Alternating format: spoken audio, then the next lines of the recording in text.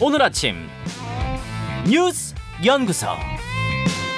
아침 뉴스의 맥을 짚어드리는 시간 뉴스연구소. 오늘도 두 분의 연구위원 나오셨어요. CBS 김광일 기자, 뉴스톱 김준일 대표, 어서 오십시오. 안녕하세요. 오늘 주목할 뉴스 첫 번째는 뭔가요? 4명까지 그리고 9시까지. 예, 다시 시작되는 사회적 거리두기 내일부터입니다. 예. 정확히는 이제 돌아오는 0시부터인 거죠. 네, 0시부터 그렇죠. 시작해갖고 1월 2일까지 적용이 됩니다. 사적 모임이 이제 그 4명까지만 가능한데요. 네. 이것도 백신 접종 완료자끼리만 가능합니다. 접종 안 한 사람은 이제 모임에 동반할 수도 없습니다. 그러면 미접종자는 4명 안에 끼지도 못하고 식당도 못 가는 거예요? 그러니까 원래는 1명까지 낄 수 있었잖아요. 이제 예. 식당이나 카페도 다 마찬가지인데 가려면 다른 사람이랑 같이는 못 가고 혼자 가야 됩니다. 그러니까 혼밥만 가능한 거고요. 그렇죠. 방역 패스가 예외인 18세 이하 소아나 청소년, 그리고 한 집에 사는 가족, 노인이나 장애인처럼 돌봄이 필요한 경우는 같이 갈 수 있다고 합니다. 예외적으로요. 그리고 뭐 포장이나 배달해서 집에서 먹는 것도 물론 가능하겠죠. 운영 시간도 바뀌죠? 그렇습니다. 이제 다중 이용 시설은 이제 종류별로 좀 다른데요. 밤 9시에 닫는 게 식당, 카페, 노래 연습장, 실내 체육 시설 등이 있고요. 네.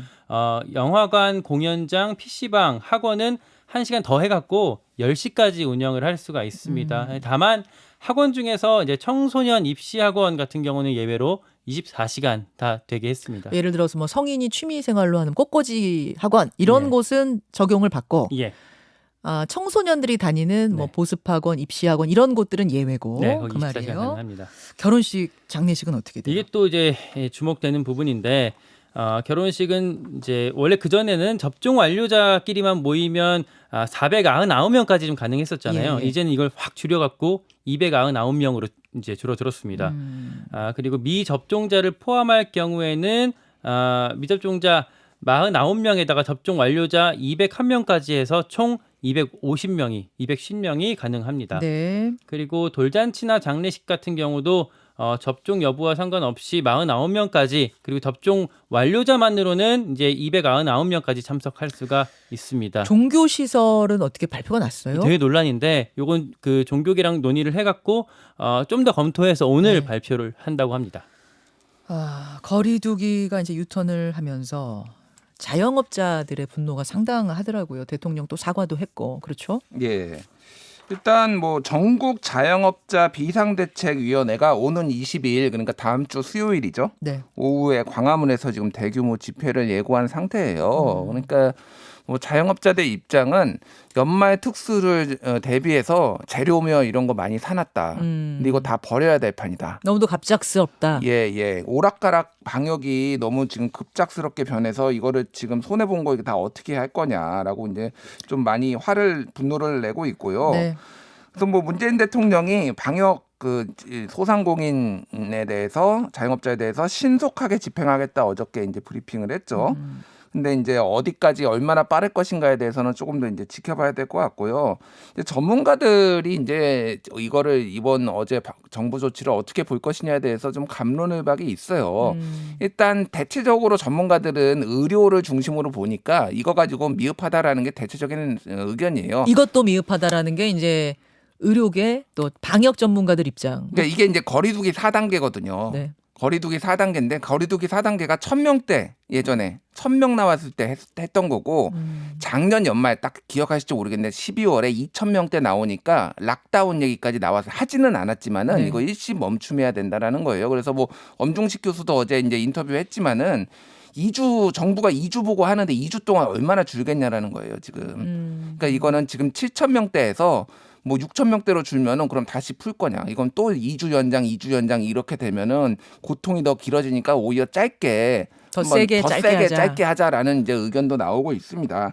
그리고 뭐 오미크론이 아직 주종이 되지는 않았지만은 지금 오미크론까지 확산이 되면은 2월 달에는 뭐 2-3만 명까지 갈 수 있다, 이런 의견들도 지금 나오고 있어요. 그러니까 더 세게 짧게 하자라는 방역 전문가들의 얘기도 일리가 있습니다만 또 이 자영업 하시는 분들, 소상공인들의 비명을 들어보면 이게 막무가내 그렇게 세게만 갈 수도 없는 상황이어서 참 이게 진퇴양난 상황이 됐어요. 자영업자도 자영업자인데 여기서 얘기를 하는 세게는 한마디로 출근도 하지 말자라는 거거든요, 거의. 그 정도까지 주장하는 분들 그러니까 다 있어요. 재택근무, 예를 들면 이건 뭐 전문가들마다 의견이 다르지만 그러면 이제 국가 경제도 이제 락다운이잖아요. 그건 완전. 그러니까 그 정도까지 주장은 뭐 스펙트럼은 넘습니다만 어쨌든 훨씬 더 강화된 거는 그 정도까지 얘기하니까 조금 정부로서도 거기까지 받아들이기 힘든 상황이죠. 자, 여러분 어쨌든 돌아오는 0시부터 4명 9시 시행된다는 거 기억하시고요. 김광일 기자 두 번째로 가죠. 예. 김건희 이력 어디까지가 사실일까? 예, 윤석열 후보 배우자 김건희 씨 허위 경력 의혹 계속 커지고 있습니다. 고구마 줄기처럼 계속 나오고 있습니다. 먼저 한겨레 보도인데요. 김 씨가 2003년에 작가로 출품했던 전시회 도록에다가 본인 경력을 실으면서 네. 2003년 삼성미술관 기획전시라고 적었더라고요. 근데 삼성 측에서는 그런 전시 자체가 없었다고 합니다. 여기에 대해서 김 씨는 당시에 경기도 분당에 삼성플라자 갤러리라는 게 있었다. 거기서 전시한 경력을 쓴 거다 이렇게 해명을 했습니다. 자, 이건 이제 도록에 있는 기록을 얘기하는 거고.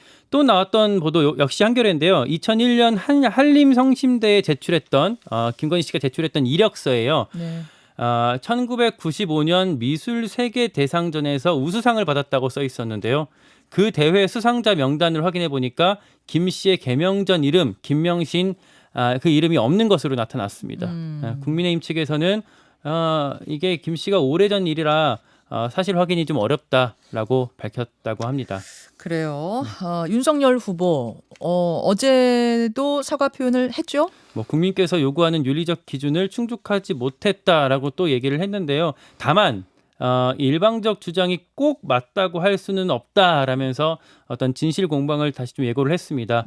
그래서 사태는 좀 더 길어질 것 같고요. 민주당은 이 여러 논란들 의혹들 중에서 공소시효가 살아있는 게 있다고 보고 네. 요 건을 수사기관으로 끌고 갈 채비를 하고 있습니다. 예. 자, 윤석열 후보.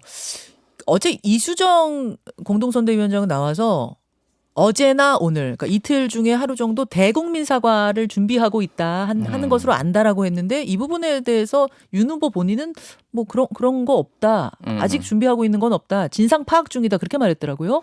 그러니까 지금 이 국민의힘의 어떤 대응들의 전체적으로 후보자와 배우자까지 포함해서 문제점들이 뭐냐면은 메시지가 굉장히 혼동스러워요. 그러니까 지금 며칠 동안 나온 거 보면은 사과 의향이 있다라고 했다가 사과하겠다 뭐 이렇게 얘기했고 사실관계를 떠나서 사과하겠다 이렇게 얘기를 했고 뭐 윤석열 이제 배우자 김건희 씨가 이렇게 얘기를 했고요. 윤석열 후보도 격앙 뒤 오전에 근데 그저께 격앙 뒤에 또 오후에는 사과하겠다 얘기를 하고 어제는 기자들이 물어봤어요. 이게 이제 공식 사과냐 비공식 사과냐 그러니까 공식 비공식이 어딨냐. 그러니까 예를 들면 그게 말씀하신 뭐 기자회견을 따로 잡고 대국민 사과가 아니라 그냥 기자들이 뭐 이제 간담회 끝나고 나와서 기자들이 물어보니까 그냥 이렇게 사과를 한 거예요. 그러니까 이게 지금 사과를 받은 것 같은 느낌이 별로 안 드는 거죠. 사람들이. 그러니까 이게 지금 전체적으로 국민의힘 대응에 문제가 있다라는 거고 또 하나는 그 지금 가장 논란이 되는 게 그 한국 게임 산업협회 이사직을 지금 그 있었다라는 거 비상근 이사 이거에 대해서는 연합회 형태로 이미 그때 게임 산업 연합회라는 게 그때도 존재했다. 라는 이제 해명인 건데. 그리고 해명인 건데 기억하는 사람이 없다는 거잖아요. 그때 기억하는 사람은 사람 아무도 없는데 어쨌든 이건 틀리지 않았다. 국민의힘에서는 기억하는 사람은 없을 수 있다. 왜냐하면 매일 출근했던 게 아니기 때문에 또 이제 이렇게 꼬리에 꼬리를 물고 이어지는 거죠. 그러니까 뭐 회장도 모르고 뭐 거기 있었던 직원 사무국장 아무도 모르는데 이거 해명이 먹힐 것이냐라는 거고 이것도 역시 그러니까 이렇게 꼬리에 꼬리를 무는 뭔가 이런 식의 대답을 하면 이제 진실 게임으로 가버리는 거죠. 그럼 이것도 사과를 한 것 같지 않은 느낌. 그러니까 지금 굉장히 안 좋아요. 그래서 지금 최근에 여론조사가 몇 개 나왔어요. 그러니까 지난 화수에 조사를 했으니까 이 김건희 씨 허위 위조 이력 논란이 반영이 된 거거든요. 넥스트 리서치가 SBS 의뢰로 14일, 15일 18세 이상 1,016명에게 이제 전화 면접으로 물어봤는데요. 이재명 35.4, 윤석열 33.3. 그래서 이재명이 앞섰습니다. 근데 이게 지난달 29일에는 이재명 32.7, 윤석열 34.4로 윤석열이 앞섰거든요. 뒤집혔어요. 이게 같은 조사에서. 그러니까 지금 이게 리스크가 있다라는 걸 알 수가 있어요. 게다가 그 게임 산업 협회 건과 관련해서는 어제 단독 기사도 하나 냈던데요, 김광일 기자. 이게 게임산업협회 기획 이사를 했다라고 한 게 허위 경력 아니냐 이런 의혹을 앞에 지금 말씀을 주셨는데 그 부분에 관련해서 그 협회 문건을 입수를 했어요 저희가. 법인 설립 당시의 어떤 발기인 그리고 취임 임원 명단에도 확인을 해보니까 김건희 씨 이름은 없었습니다. 뭐 개명 전 이름인 김명신 그 이름도 없었고요. 그래서 뭐 협회 초대 회장이었던 그리고 당시에 발기인으로 같이 참여했던 김범수 지금 이제 카카오 의장이 된 네. 분이죠. 그분 쪽에 확인을 해봤더니 역시 김건희 씨 만난 적도 없다고 했고요. 또 다른 발기인한테도 명단에 있었던 다른 발기인한테도 확인을 해봤는데 역시 기억이 없다 이렇게 밝혔습니다. 근데 이 취재하는 과정에서 국민의힘 쪽 반론을 또 들을 수가 없었어요. 왜요? 아니 뭐 그쪽에서는 이제 뭐 기억이 나지 않는다 이런 식이니까 이게 꾸며낸 경력이 아닌지 결국에는 또 김건희 씨가 답할 차례가 된 것 같습니다. 자, 이런 상황이 있었고 어제 이재명 후보의 가족 문제도 터졌죠. 네, 이게 사실은 어제 아침에 조선일보 보도로 나왔던 건데요. 예. 사실 확인이 좀 더 필요할 것 같아서 어제는 소개를 우리가 안 드렸었거든요. 근데 이재명 후보가 바로 이거 내 아들 맞다, 사과드린다, 여기다 뭐 치료받게 하겠다 이렇게 밝히면서 좀 어제 크게 좀 화제가 많이 됐었습니다. 예, 이게 예. 무슨 얘기냐면 이재명 후보 아들 동호 씨가 쓰는 인터넷 아이디가 한 도박 커뮤니티 게시판에서 발견이 됐는데요. 이기고 싶다라는 아이디죠. 그렇습니다. 예.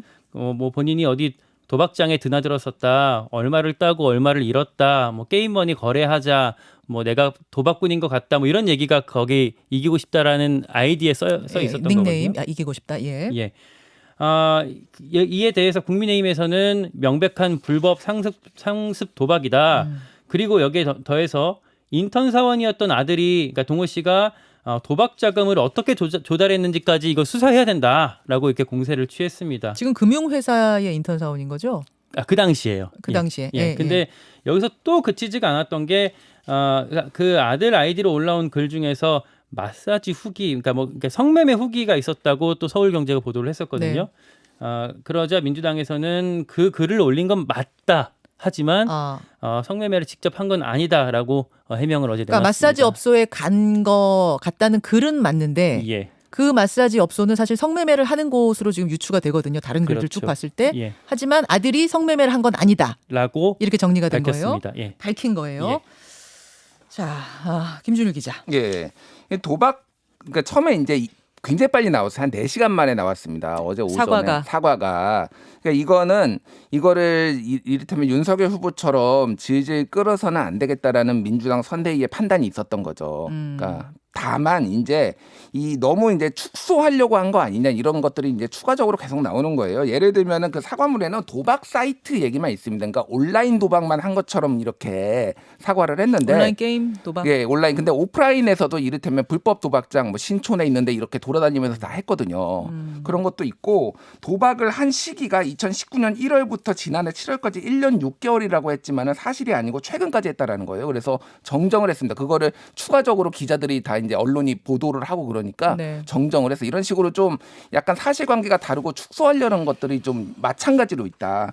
이게 예. 좀 리스크가 이어질 것 같고 지금 고소한다라는 보수 쪽 시민사회단체들이 있어요. 이미 어제 고발이 됐어요. 예, 고발이 됐어요. 그러니까 서울경찰청에. 지금 뭐 김건희 씨도 마찬가지고 지금 다 고발돼서 지금 다 수사 들어가게 될 판입니다. 자, 이게 그러니까 김건희 씨도 대학에 이력서 내면서 허위 경력을 썼으면은 이게 사문서 위조 및 업무방해죄에 해당하는 거고 이 이재명 후보 아들 역시 이게 불법 도박을 한 거라면은 상습 도박죄에 해당하는 거잖아요. 그렇죠. 이게 다 이게 불법의 영역으로 가버리니까 그냥 도덕성 차원을 넘어선 불법의 영역으로 가버리니까 그렇다면 후보자가 개입하진 않았으나 가족이 이런 불법 행위를 저질렀다면 어디까지 검증하고 어디까지 평가해야 되는 것인가?